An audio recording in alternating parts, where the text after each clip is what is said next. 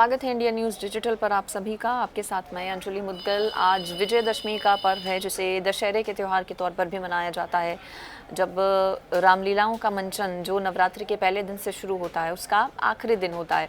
हालांकि कल भी रामलीला का मंचन कुछ जगहों पर किया जाएगा, जब भरत मिलाप होगा, जब राज तिलक होगा, लेकिन रावण दहन आज किया जाता है 10वें दिन विजयदशमी के मौके पर, दशहरे के मौके पर।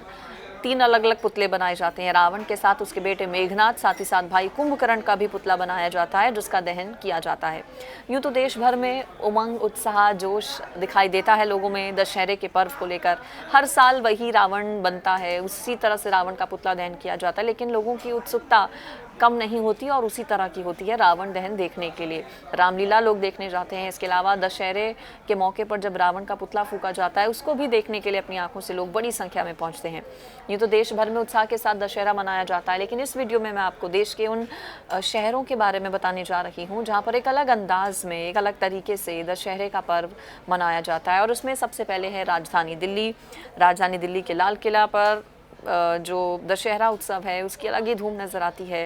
लाल किले पर 3 अलग अलग रामलीलाओं का मंचन किया जाता है। एक लव कुश रामलीला है, धार्मिक रामलीला है और श्री धार्मिक रामलीला है।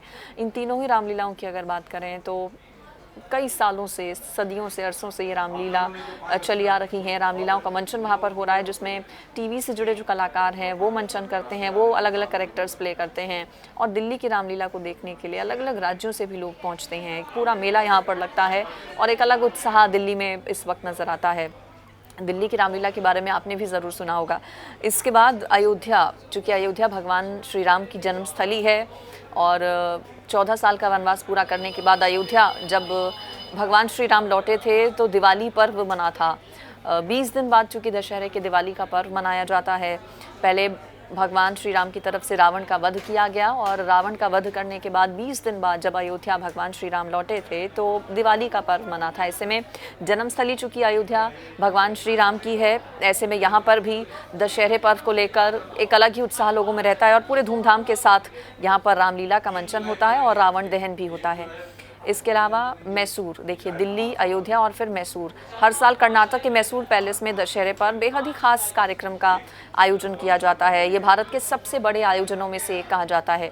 मैसूर के मैसूर पैलेस में रामलीला का मंचन होता है और फिर रावण दहन होता है। देश भर के सबसे बड़े दशहरा उत्सवों में से एक मैसूर का ये रामलीला का कार्यक्रम रहता है। इसके अलावा कोटा, राजस्थान के कोटा में भी एक अलग अंदाज में, बड़े अंदाज में रावण का दहन किया जाता है। यहाँ दशहरे के मौके पर एक बड़ा मेला लगता है और विजयदशमी के मौके पर रावण, कुंभकर्ण, मेघनाथ का दहन किया जाता है। फिर आते हैं वाराणसी पर, उत्तर प्रदेश का ही वाराणसी। यहाँ पर गंगा तट पर स्थित एक प्राचीन शहर है। यहाँ रावण दहन रामलीला का एक महत्वपूर्ण हिस्सा है और इस पर्व को बड़े ही धूमधाम से और एक बड़े स्तर पर मनाया जाता है।